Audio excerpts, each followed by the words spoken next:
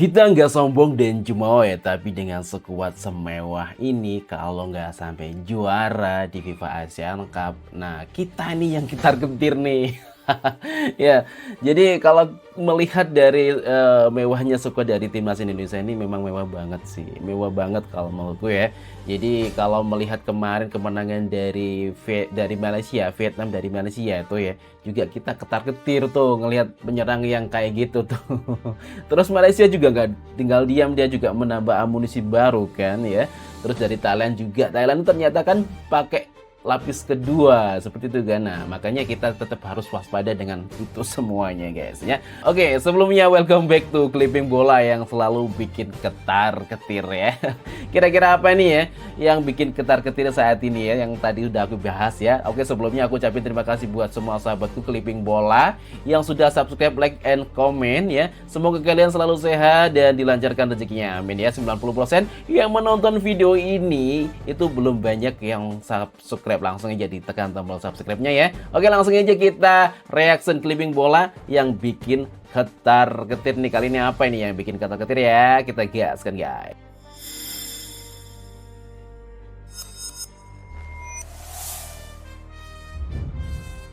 Nih, official draw FIFA Asian Cup 2026 nih ya.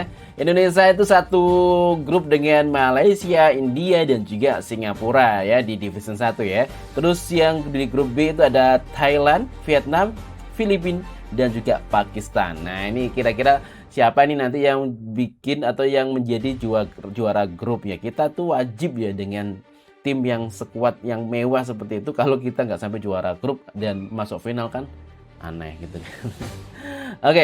Oke, kita gaskan untuk selanjutnya, yaitu datang dari pertandingan Malaysia melawan Vietnam. Vietnam masih terlalu jago buat Malaysia. Di laga kedua semifinal Piala AFF, Malaysia kembali kalah 2-0. Lagi-lagi pelakunya Nguyen Xuan Son. Dia cetak 2 gol di laga ini. Waduh. Itu artinya sesuai prediksi Thailand lawan Vietnam di final Piala AFF 2026. Berkembang terus sepak bola ASEAN dan follow akun gua buat info. Nah, tuh kan? Itu yang kita bikin ketar-ketir tuh, Nguyen Xuan Son ya. Kan ya. John Hetman belum bawa timnas ke Piala Asia, tapi sudah ada yang minta dia dipecat. Waduh, ini baru namanya belum perang, tapi sudah diminta pulang. Pengamat sepak bola Hadi Gunawan alias Bung Ahai terang-terangan meminta PSSI mempertimbangkan pemecatan John Hetman jika timnas Indonesia kembali gagal di FIFA Asian Cup 2026. Alasannya, menurut Bung Ahai, kualitas pemain Indonesia sekarang sudah terlalu mewah untuk sekedar jadi penonton. Nah, bagian paling pedasnya nih, Bung Ahai bilang lebih baik Hetman dipecat sekarang daripada menunggu gagal di Piala Asia. Tapi pertanyaannya, John Hetman memang belum pantas diberi waktu atau justru timnas yang harus membuktikan dulu kualitas pemain grade A-nya ini? Kalau menurut kalian bagaimana guys nih tentang John Hetman yang saat ini masih gagal di AFF ya? Nah, tapi kalau menurutku pribadi ya, terlalu dini nggak sih memecat John Hetman, karena kan di pertandingan Asia, Piala Asia itu kan udah deket gitu loh. Terus mendadak kalau seandainya kita nyari pelatih ya, nggak semudah itu untuk membentuk tim, untuk melawan sekelas Asia yang saat ini sudah naik daun, naik tingkat ya, naik peringkat juga nih. Pasti itu Malaysia itu nggak akan tinggal diam, pasti dia juga akan menambahkan amunisi terbarunya, terbaiknya, dan kabar-kabar yang kita dengarkan itu ya, Thailand itu juga tidak menurunkan pemain tim utamanya kan di Piala AFF itu. Terus Vietnam juga udah sekeren itu juga kan di Piala AFF kemarin ya. Tapi belum ketemu sama tim grade A dari timnas Indonesia. Ya kita lihat aja nanti di FIFA Asian Cup ya, langsung aja kita gaskan terus selanjutnya nih guys. Kalau bicara AFF dan FIFA Asian Cup pasti berbeda. Kenapa berbeda? Karena kalau bicara di FIFA Asian Cup itu kan semua klub yang ada, terutama yang di luar, wajib melepas semua pemain. Karena dalam agenda koridor FIFA. Kalau di Piala AFF kan tidak seharusnya klub mewajibkan untuk ada. Memang mewah kelihatan karena Tom Hae udah bermain, Ivar Jenner bermain di kita, Eliano Reinders sudah bermain di kita, kan? Ragnar Sandi sudah resmi misalnya ke Persib, mereka bisa gitu. Jadi kelihatan ini tim yang lebih bagus dari tim yang lalu, tapi kemudian gagal kan dengan pemain itu. Namun kalau kita mengarah seperti yang Bernard bilang tadi ke FIFA Asian Cup dengan pemain, tentu wajah berbeda, energinya itu lebih berbeda, karena kan ada 15 pemain itu yang tidak bermain di Piala AFF. Nah, yang ada di sini yang kita sering lihat, kita menang melawan Oman yang peringkatnya jauh di atas kita babat 3-0, nah tim ini. Jadi tim utama kita menang melawan Mosambik, yang kita membuat Bulgaria satu tim Eropa Timur yang dibuat parkir bus, nggak bisa bikin apa-apa walaupun menang ada penalti di sana, tapi mereka nggak berkembang lawan kita. Nah ini tim di FIFA Asian Cup ini dengan materi seperti ini, jadi tidak boleh kita compare dengan yang ada sekarang. Maka pemain-pemain yang ada di FIFA Asian Cup ini mungkin dari Piala AFF ini semua diambil mungkin 5-6 orang. Cukup itu pun tersaring dengan bisa Tom Hae, Eliano, bisa akan diambil Sandi. Iya sih. Jadi memang beda ya. Kalau melihat dari rapor kita di Piala AFF kemarin dengan rapor pemain yang akan bermain di FIFA Asian Cup itu beda jauh. Yes. Jadi jangan mudah banget untuk mengejudge ya. Mengejudge bahwasanya kita itu walaupun katanya pemain mewah ya, tapi ya memang mewah sih sebenarnya kemarin itu. Tapi tetap gak bisa mendapatkan juara dan bahkan gak lolos di fase grup. Nah, oke, selanjutnya ini kita lihat aja ya. Nah, yang satu ini ada Paul Tabinas ya, ini dari Thailand. Terus ada Emil Audiro, ini dari Indonesia, dan juga Kelvin Verdong ini juga akan main di Liga Champions Eropa ya. Emil Audiro saat ini kembali memperkuat tim Como 1907. Ini nggak tahu nih kan kalau nanti dia pindah ke Juventus kan beda lagi urusannya. Bermain di Liga Champions Eropa 2026, 2027. Kelvin Verdong sebelumnya berhasil bawa tim Lille akhirnya tampil di Liga Champions Eropa musim ini. Sedangkan Paul Tabinas selangkah lagi akan tampil di Liga Champions bersama Dinamo Zagreb apabila bisa kalahkan Viking atau FK mantan klubnya Saint Patinama di babak playoff Liga Champions Eropa. Makin menyalani pemain di Asia Tenggara ya. Wah, keren nih, Thailand bikin ketar-ketir juga nih. Oke. Inilah dibalik banyaknya pemain-pemain diaspora yang masuk di timnas Indonesia. Kita gaskan guys. Nah guys ya.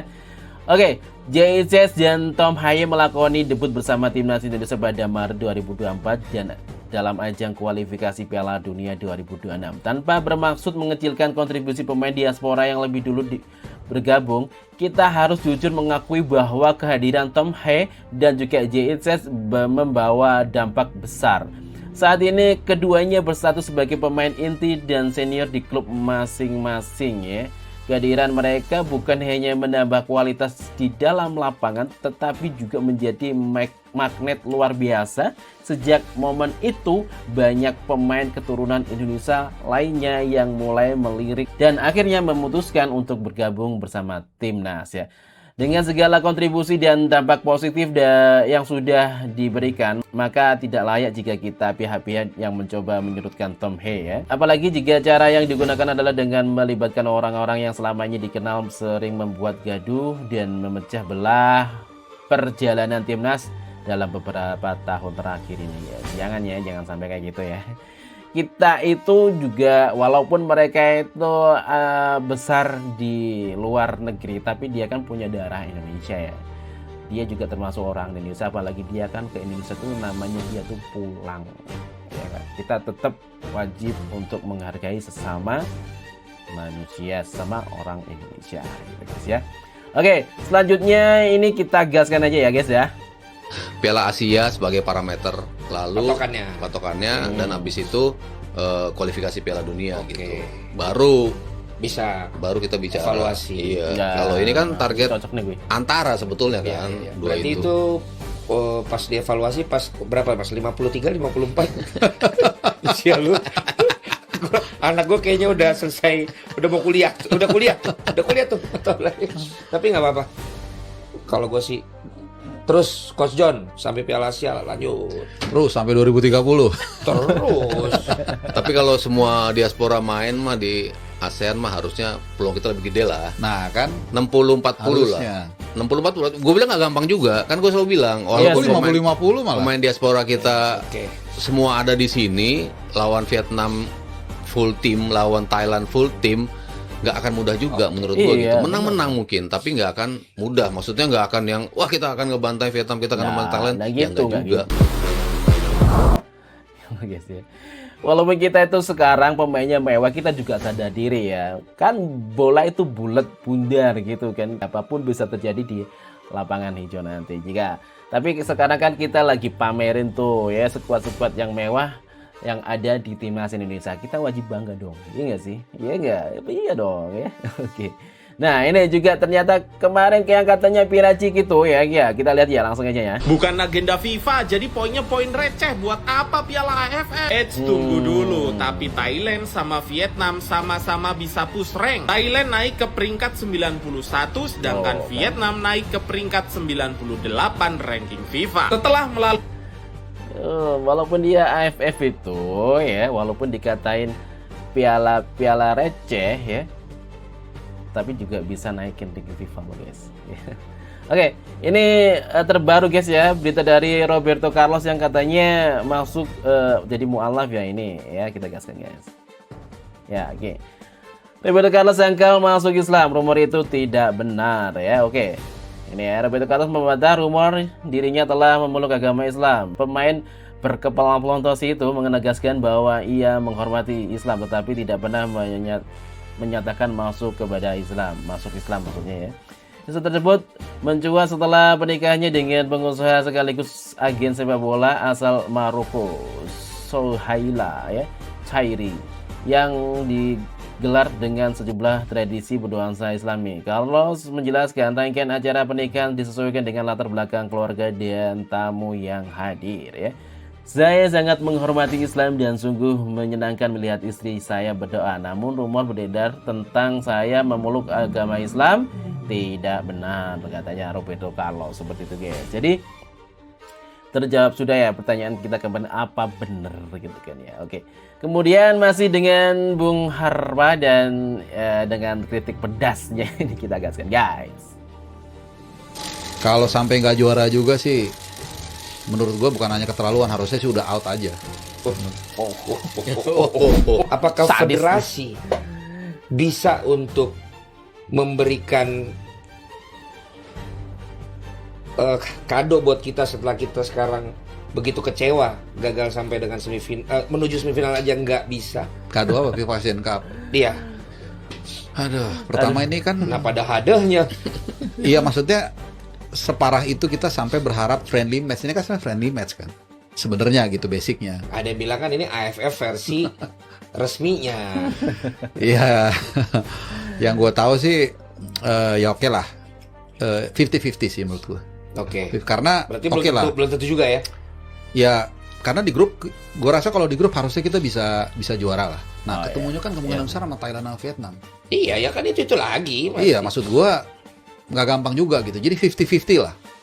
50-50. Iya, yang Dan benar itu 50-50 lah. kalau sampai nggak juara juga sih, menurut gue bukan hanya keterlaluan, harusnya sih udah out aja. Aduh. Tajam nih ya. Ya, kalau Bung Harpa itu ngomong tajam nih. Nah, ini kita perjelas lagi gini ya, guys. Di luar kiper diaspora, Hernando Ari ini yang secara mental kalau di timnas paling bagus gitu. Jadi menurut gua Nadeo mungkin di drop, tapi kalau Rido gua nggak yakin banget dia di drop karena ya dia adalah CB lokal kita yang paling bagus, dan kita tahu kalau dia duet sama Jay kan bagus. Nah pertanyaan gua, John Hartman baca nggak arsip ini yang sebelumnya ini, di mana mereka dulu segala macam gitu. Makanya gue bilang gue bukan benci dengan pemain yang nggak dipanggil lagi. Baca lah, Lu baca nggak? Dan kenapa dipanggil dan nggak works? Berarti dia nggak mau, misalnya kayak contoh kayak Sadil itu kan di Persib aja nggak main. Tapi kan kayak kembali seperti yang lo bilang, maksudnya kita nggak bisa cuma lihat secara histori dulunya. Siapa tahu kan yang sekarang menurut dia penampilannya membaik atau layak untuk masuk kan, itu penilaian dia. Berarti penilaian dia nggak jeli kan? Terbukti nggak proven. Antara tidak jeli atau dia belum bisa mengeluarkan model main yang pas dong. Ya udah antara itu. Intinya tidak Iya, works iya. kan dengan Nggak pemain jalan, yang Pak. ada itu. Artinya metode dia tidak cocok juga dengan pemain itu. Iya, banyak sekali ya. Aduh. Oke, terakhir kita berikan informasi dari Kevin D, guys. Baru debut di Jerman, tapi bek timnas Indonesia Kevin Dix langsung bikin gempar dan jadi top skor pemain Asia di Bundesliga. Puncaknya di laga penutup musim, Dix mencetak gol cantik yang tak cuma menggenapkan koleksinya jadi 5 gol, tapi juga membawanya masuk jajaran 11 pemain terbaik Bundesliga pekan terakhir, bersanding dengan bintang sekelas Harry Kane. Melihat performa gacor di liga sekelas Bundesliga, apakah Kevin Dix sudah layak dicap sebagai Bek paling tajam dan terbaik yang dimiliki Indonesia saat ini? Tulis pendapat kalian di kolom komentar. Aduh, makin keren ya, makin bikin ngeri, bikin ketar-ketir juga ya. Pemain diaspora yang berlaga di luar negeri itu prestasinya makin keren, juga main-main di tempat yang keren ya kan. Mau ada yang diperebutkan seperti Emil Audero ini ya, udah deket banget katanya. Kemarin juga ada yang bilang tapi belum aku tampilkan, udah masuk, sudah bahkan udah approve ya dengan harga 3 juta euro. Gila sih ya. Oke, kita di sini nggak sombong-sombong banget ya, kita hanya membanggakan pemain-pemain diaspora yang lagi berprestasi, yang ya bisa jadi bikin teman-teman dari Malaysia ya, teman-teman dari Vietnam mungkin bikin ketar-ketir mereka kalau melawan Indonesia ya. Ini bukan menghujat, kita nggak juga merendahkan mereka juga bisa menambah amunisi dengan yang lebih baik juga kan dari yang sekarang ya. Tapi kita juga nggak tinggal diam, kita kan juga maunya juara ya. Kalaupun nantinya nggak juara kan juga itu namanya bagian dari pertandingan ya, mau menang mau kalah ya. Kalau menang kita seneng, kalau kalah kita menangis, itu sudah biasa. Tapi kita nggak berhak untuk menghujat orang yang sudah mempertahankan dan berusaha memberikan kontribusi buat timnas Indonesia. Nah, oke. Terima kasih buat semua sobatku ya. Tetap berpikir dengan cerdas, apa ini maksud dari konten seperti ini, apa maksud dari konten seperti itu. Kita harus lihat dari banyak aspek ya. Jadi dimana orang ini ternyata bangga ini dengan yang apa yang dipunyain gitu kan. Oh, ternyata diadu masih kalah ya, itu namanya juga pertandingan kan, pasti ada yang menang dan kalahnya. Oke, terima kasih ya sekali lagi buat temanku yang udah nonton dari awal sampai akhir ya, di clipping bola yang bikin ketar-ketir ya. Sekali lagi, ketar-ketir ini bukan konteks yang buruk ya. Ketar-ketir itu makin bikin semangat seperti itu. Oke, buat kalian yang belum subscribe, yang belum like ya, langsung aja tekan tombol subscribe-nya ya. Tetap dukung timnas Indonesia untuk menang dan berjaya nanti guys. Oke, Garuda di dadaku.